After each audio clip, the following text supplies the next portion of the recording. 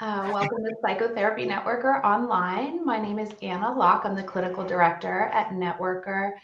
It is an honor to be joined here today with the incomparable Sue Johnson. Welcome, Sue. It's great to have you. Hey, nice to see you, Anna. Glad to be here. Great. Sue has joined us today for a special occasion. We are introducing Sue's emotion-focused individual therapy masterclass today with the official launch tomorrow. And we asked Sue to come on and chat a little bit with us and with you today about this exciting new direction that she has taken her work in the last couple of years. And then also talking about what you can expect with the masterclass, which I have seen and is awesome, and I'm excited for you all to see it. So, Sue, as we dive in, I have sort of a big question for you to start. So we're talking about emotionally focused individual therapy. Yes. You are known for your work with couples. Yes. And most of your career has been spent on couples, and here you are going a brand new direction. What has led to this? What has led to the shift? Well, it isn't really a brand new direction because, you know, when you work to change a couple relationship, you change the emotional music in the dance. And when you do that, you're working with individuals. The difference is that you have two people in the room and one person is watching you working with this individual and you're watching the two people interact. So it's a little different, but it's the same perspective, the same skills, we're using the same model. I think it came from the fact that we'd done so much work in couples. You know, we felt that we had really achieved a lot. You know, we could say, this is how we deal with distress. We're pretty good at it. It works. We've shown it works in over 20 outcome studies. We can teach it all over the world, and we do. We know how to do this. We know what a good relationship looks like. And not only that, but we've done studies. We know exactly what we have to do, these change events, to create positive relationships and more secure attachment in the partners, less depression, less anxiety, less PTSD, and we test it 3 years later and it works. So it's like, oh, okay, wow, whoa, did we really do it? Oh, yeah, all right, I guess we really did all that. But so then it's sort of like, okay, so now what? You know, not that there's not a lot more to do in relationships, of course there is. But I started to realize that one thing that we hadn't done was that all through these years of working with couples and writing with couples and doing studies and, you know, all these things, that me and most of my colleagues had still kept working with individuals and families. EFT is a three-modal model. We've always worked with individuals and families, but in particular, in the last few years, it seemed to me that I and my colleagues had really, really worked more and more and more with traumatized individuals and with individuals with chronic depression as well, but with traumatized individuals. So then I began to think, well, this is a bit silly. Why haven't we never really said that? It's like, well, yes, we know how to work with individuals when their partner's watching. We know how to work with individuals to take them into their emotions and move them to a new emotional balance so that they can dance with their partner differently. But let's do for individual therapy what we did with couples, which is the favorite way of starting something new in EFT is you start talking to colleagues and sharing ideas. And then you start looking at tapes, your own tapes, which is always hard. We don't want to look at our own tapes. You know, we don't, for the same reason. I always say it's like I used to have tango lessons and my teacher used to stop me and say, stop, I want you to look in the mirror. I don't want to look in the mirror, you know, because I have this image that I'm elegant and beautiful. And if I look in the mirror, I'll see that I'm not. So not right now. So we look at our own tapes, transcribing tapes, which is something which seems arduous, but we have a very fast way of doing it, and talking together. And then my wonderful colleague, Leanne Campbell, who was many, many years ago my wonderful, very best student, and now lives on the same island as I do in Canada. We started to look at our tapes and talk, and with our other colleagues. And I started to realize that we had something to contribute specifically to individual therapy, and that we have maybe something as significant as we've contributed to couples therapy, because we have a basis in attachment science, which gives us a map to people's inner life and their relational life. And we have all these studies on this very specific way of working, where we know how to create key change events. In couples therapy, we think about it as key change events in the relationship with other. But of course, in EFIT, we're talking about creating a more secure connection with yourself. And then you can you can repeat that secure connection with others. I used to watch couples, and one of the things that fascinated me was you'd have the relationship shift, and then the partners would start to grow each other. They'd grow. They'd become less depressed, but more than that, they'd become more assertive, more sure of themselves, more confident, right? And you'd watch the partners help each other grow. And I always thought that was the very best bit of the end of couples therapy. And so it was kind of like, well, okay, let's focus on that bit. We can do that bit without the other person in the room. So I started to get fascinated with change in individual therapy. And I've always been fascinated with change per se. How do people grow? How do people get stuck? How do they grow? So it was sort of an easy thing for me to move into doing EFIT, doing individual therapy, and watching the tapes and starting to write. And then the beginning of this year, the primer in emotionally focused individual therapy came out with me and Leanne.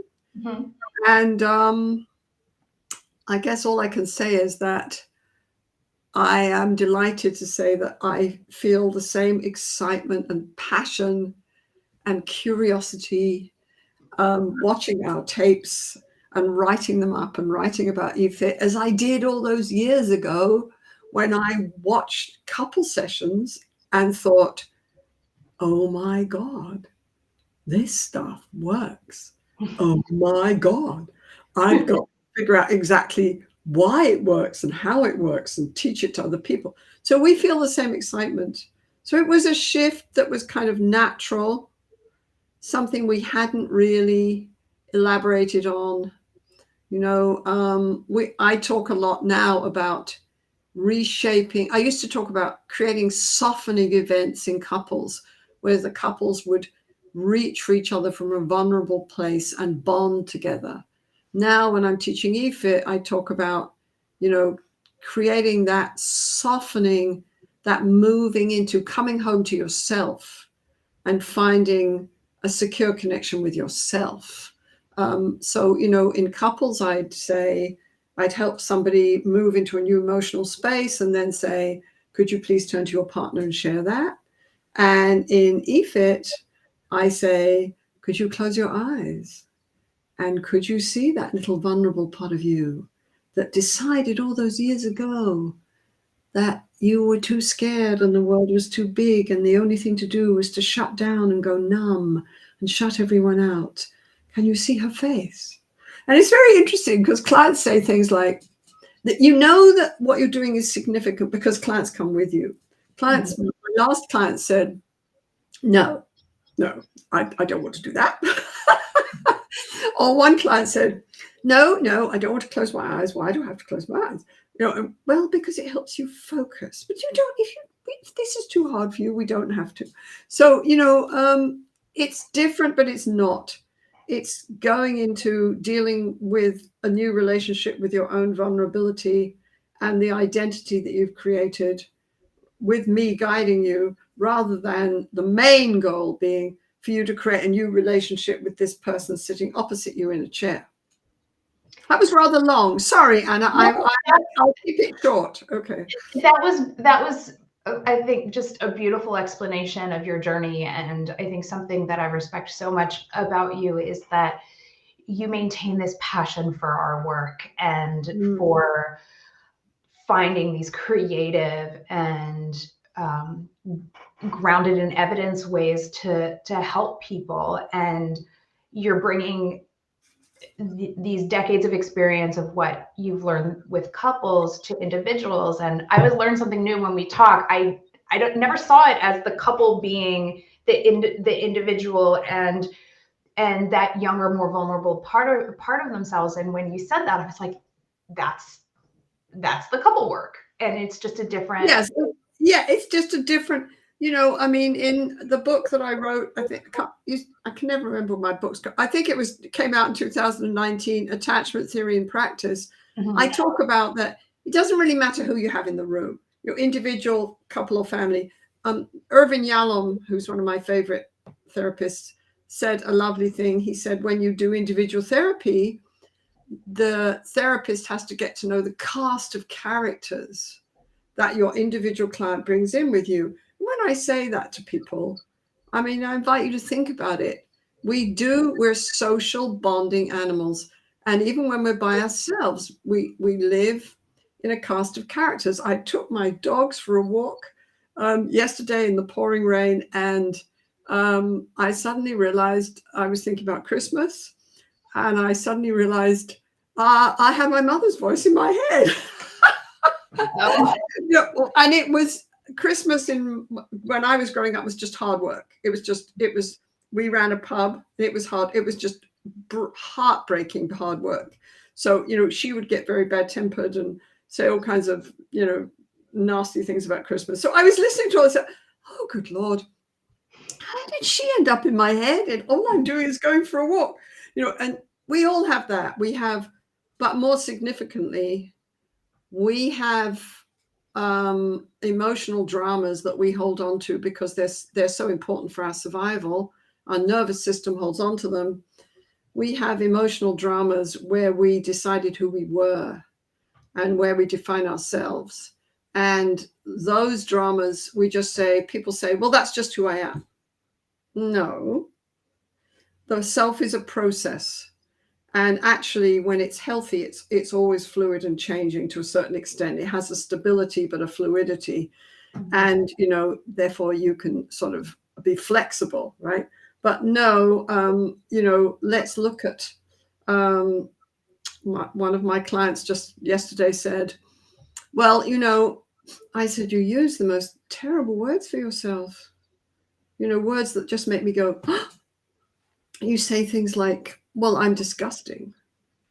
I say, oh, she says, well, that's just who I am. That's just the way it. No, let's stop here for a second and find out, where were you? What was the social situation where you decided, or you were defined, or both, as somehow not more than not okay, somehow alien, almost not human, not okay, not acceptable, So yeah, I mean, it's fascinating, and you go into the relationship with self, and it's really about how people deal with their vulnerability in the end. Mm-hmm. We talk about this a bit in the introduction to the masterclass, but I find myself reflecting on it again, so I'll bring it up here. The words that you use to describe the work, the dramas and the cast of characters, the dance, there's such an art to this approach. It's artful, and I wonder if you could share just a bit with us, for those who may not be as familiar with Sue's emotionally focused therapy approach, that integrates the tango as an additional sort of way of describing the work. Could you share a little bit with us of like why you bring some of this artfulness into your work and how that came about? Oh, wow, that's an enormous question, Anna. It's very fascinating. Well, I think some of it is that on the one hand, we all need a map as therapists, and we all need a way of understanding. And in EFT, we really do have that. We use attachment science, which is the best and most thorough and most researched theory of science of who human beings are that we've ever come up with in psychology. It tells us what our basic needs and fears and longings are. It tells us how we deal with them in a way that keeps us stuck or has us moving forward. So, we use attachment science, right? And that gives us a sort of ground base to stand on. And we do have set sort of procedures that we know that we've developed over the years, and we can go through the steps of the tango very briefly. We do have those procedures that keep us sort of grounded, so we know, but they're not formulas. We're not, everyone needs a manual on one level, but once you have the manual and you've read it and you've got the rules or the moves, then you stand up and dance with your client. And that's, you can't really do that well with a manual. At least we assume to make your client feel safe, you have to be emotionally present and responsive and attuned to that client.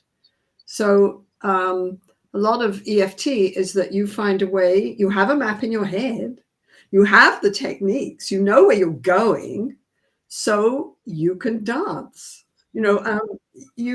It's like tango. You learn how to dance tango, and then at a certain point, you learn how to listen to the music, the emotional music. First of all, you think you can listen, you can hear the music, and then you realize 3 years later you don't hear it at all. Okay, you hear it but once you have the kind of moves down, when you stand up and dance, there's a flow to it. You follow the cues from your partner, and you follow the emotional music, and you create something. And I think this is one reason why we don't seem to have a lot of burnout issues in EFT. What we have is a lot of astoundingly passionate people, too passionate sometimes, actually, who are turned on by what they're doing. But, so it's not sort of formulaic. You don't always ask the same questions.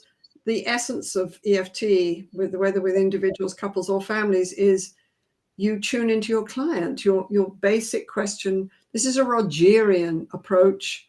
It's like a conversation between Carl Rogers and John Bowlby, the father of attachment science, and 35 years of crazy EFIT and EFT practitioners and researchers all having this incredible conversation, right? So I think when I love doing therapy is when I do have a map. I know where I'm going. I know what I'm doing, and then I play.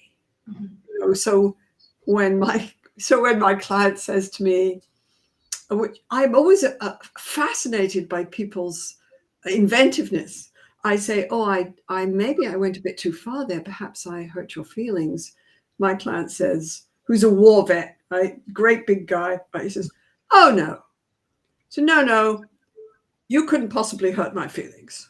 Nothing that you say could have any of that kind of impact on me, because I have, I have steel defenses and this and that, and and I love it. And I think, oh, that's it. That's interesting. And what the hell do I do with that? So, if you're an EFT therapist, you say, you validate and you go meet people where they are, and you realize they have very good reasons for that. And I say, yes, I understand. I believe you. You have incredible defenses. And I guess they saved your life. When you were growing up in your family, then of course I can talk about his family and how amazingly dangerous it was. On the other hand, I know perfectly well there's another part of me that says, oh yeah, Well, you know what? An emotional bonding social human being. So whether you like it or not, man, what I say matters. And guess what? Guess what? I got you. So it's going to matter a lot more, right? And you know, so there's a credible dance going on. We do have set skills. We do have set sequences. We do have interventions. But in the end, the thing that makes EFT and EFIT live is that we turn up for our client, we attune to them, we respond to them. And I'm always learning. It's about learning about being human. It's like my basic question to a new client is, you know, I'm always thinking, what's it like to live in? How do you deal with your humanness? What do you do with your vulnerability? When do you feel safe? Who do you feel connected to? Where do you get stuck? This is a very non-pathologizing approach. Mm-hmm. It's not what label shall I give you from the DSM, which I think confuses us as much as it helps us. It's not that. It's like my client says, well, I'm depressed. This is the word she uses for herself. But when we go into that emotionally, she doesn't use that word anymore because we found a better one. She goes into her emotions. I think this is the lady we show in the master class where people are going to see 3 sessions of me working with her. Alison says, yes. I say, so what is that feeling that you have in your body right now that you call depression? And she says, it's heartbreak. I say, yes. Look at the difference. You winced when I said that. Depression is like a big abstract word. She can tell the story of depression forever. It doesn't change anything, right? She can talk about it. But when we go into the fact that what she feels in her chest right now is heartbreak. That's different. You can taste heartbreak. That hurts. That's very specific. We make big, overwhelming emotion specific, manageable. We order it. We make sense of it. When you do that for people, when you make emotion specific, not big and vague, and you help them manage it and order it, people can tolerate it. They can walk into it and through the other side. And of course, in that emotion, there's all kinds of incredible information about who you are, what you need, what your longings are, you know, what you need to protect yourself from, right? John Bowlby said the main purpose of emotions is to communicate to us and to other people what it is we need, where we are right now, right? Our survival needs. So, yeah. And now I'm enjoying myself so much I've forgotten your question. What's your question? That's okay. That's okay. That is okay. You know, I think you shared a lot of really great information about the approach and about where it comes from. And part of the masterclass offering is a list of sort of your top books and researchers and therapists that you have drawn from over the years, as well as a list of your resources and the books that you have written on this.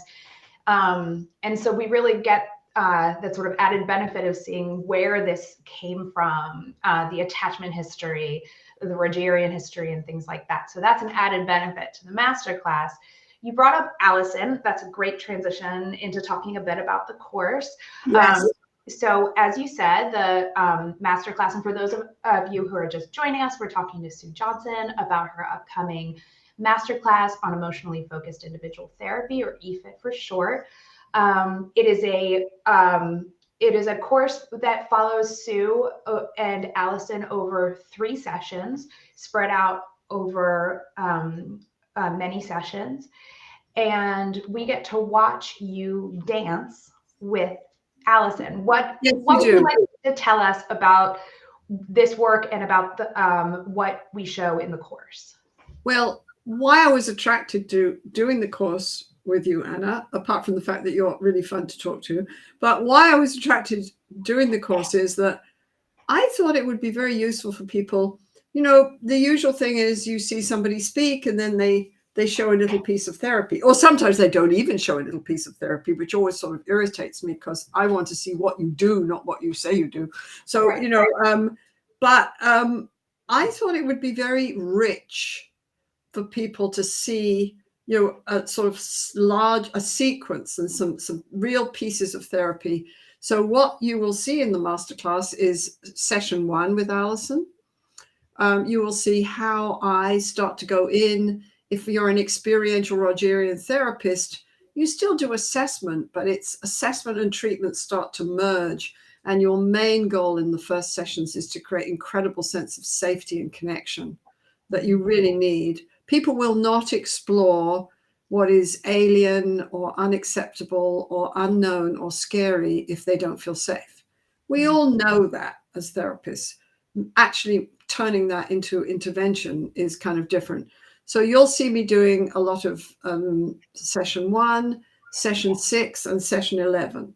Mm-hmm. And as I remember, in session 11, I'm trying to move Alison a little from stage 1, which is all about stabilization and, sort of orientating yourself to your story, the way you deal with your emotions, right? Getting you sort of stable with me, getting your emotional balance.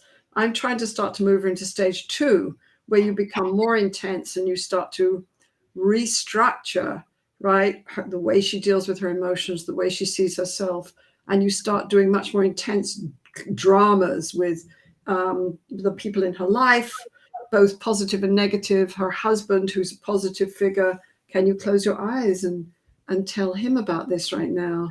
Or the people from her past, can you close your eyes and see your brother's face? If you were here right now feeling strong, what would you say to him? Or yourself, can you close your eyes and see the little Alison hiding under the bed, so terrified? And this is very real for people because, people don't just do it. We load the emotion. We create new emotional music before we do that. So when people move into these dramas, they're very involved. It's very real, right? So, we do that. And now I'm getting lost. I've got to stay more focused. What was your question again? Oh, yes. What are we doing in the course? So I show, interventions, and you talk to me and you say, oh, Sue, why are you doing this? Or what are you doing this? And I wanted to show people the flow, that not just little clips, right? And just to show people how you interact with a client, how you are always a safe attachment figure, but you're always following and leading, and you're leading them through what we call the EFT tango. You're leading them first into an understanding of the cycles of emotion regulation they're caught in. Alison gets angry. She feels a little shaky inside. She ignores that. She goes into a fog. She gets numb. Years ago, she used to have to bang her head on the wall to get out of that numbness, right? And then she ends up just sort of a general numbness in her life and trying to distract herself. This is where she's caught when she comes in. Mm-hmm. Well, what she never does is go into the shakiness and stay there, because that's the scary place, right? Mm-hmm. So, but first of all, we say, yes, you're stuck in this pattern. There's nothing wrong with you. You're a human being stuck for very good reasons in this dance with yourself and other people. And people start to relax and stop blaming themselves and feel more balanced and be able to touch some of their basic emotions. And then we go into those emotions. And over the years, we have learned how, and I think if you don't really know how to work with emotion, which is the most powerful thing in the room, mm-hmm. and all the evidence says it's the thing that really creates change in therapy. If you don't know how to work with it, yeah, it can be scary stuff. But we're afraid of being overwhelmed by it. We're afraid of losing control. Clients say, well, Alison says in the beginning, I don't feel. Let's get clear. I don't feel. Okay, I don't want to feel. And I can't live all numbed out. So she's stuck, right? She's stuck. But people don't want to feel because they're afraid that there won't be any way out of that. They'll feel more and more hurt, and hurt will go on forever. But, we know how to work with emotion. So we take people gradually and slowly down into that emotional process, understanding their body reaction, their triggers, what they say to themselves, and the emotion starts to move and change. And depression and numbing becomes, my heart is broken. Mm-hmm. And this is what that heartbreak is about. Nobody saw me. I was invisible. I didn't matter. How could you do that to me? And she needs to weep for that. Well, when she weeps for that, something really different starts to happen. But I think in session 11, you see me trying to move her into stage 2 restructuring. And she's busy distracting herself. She's drinking her pop. She's opening her door. And so I am talking at 50 miles an hour, which is my flaw if I have one as a therapist. I am reflecting what's going on like crazy to keep her with me, to keep her with me, to keep her with me, right? So you'll see sort of how we go into people's stuck places, how we work with emotion, and then how we start slowly in stage 1 to take the new emotion and create a new drama. So can you see little Alison under the bed? No. Okay. Can you see her face? I don't want to see her face. Oh, okay. This moves gradually into, I can see her face. Ah, what would you like to do? I don't know what to say to her. What would you like to do? I think I'd go in and just be with her. Ah, good. Can you imagine holding her? Ah, yeah. And literally, I mean, it's a metaphor and it's a drama, but on the other hand, you can think about it literally. She's integrating, she's holding this vulnerable part of self that has been flooding her and hijacking her for years. She's now going in and holding it and naming it and talking about it, right? And talking to that part of herself. So she starts to, as my client said in our recent primer on EFT that we just put out this year, she said, it's okay, Sue, things still hurt, but I have me now. I can put me together, which is, kind of like coming home to yourself, Right. like going to the heart of the matter. So we can do this, and we can do it very efficiently. We can do it, it's kind of like if you know where to go and how to get there, you're on target. So I just really wanted to share it with people and say, hey, we talk so much these days about cognition, about behavior, about the body. It's like I feel like I'm always standing in the back of the psychotherapy room saying, hey, the body's really important, but emotion is part of the body, and if thoughts are significant, emotion is in there, and emotion moves. You guys, why don't we just go for emotion, not exposure or catharsis or insight? Why don't we just go and stand beside people and help them process this incredible level of information that our body and our mind just naturally gives us, that's all about survival? Why don't we go there? And here's how we do it. So, it's hopefully people will get a taste of EFIT. They'll understand some of the basic concepts, then understand why I'm so fanatical about attachment, which I am. I'm totally unabashedly fanatical about attachment science. It's the holy grail for psychotherapy. And I hope that people will get excited and inspired and get a taste,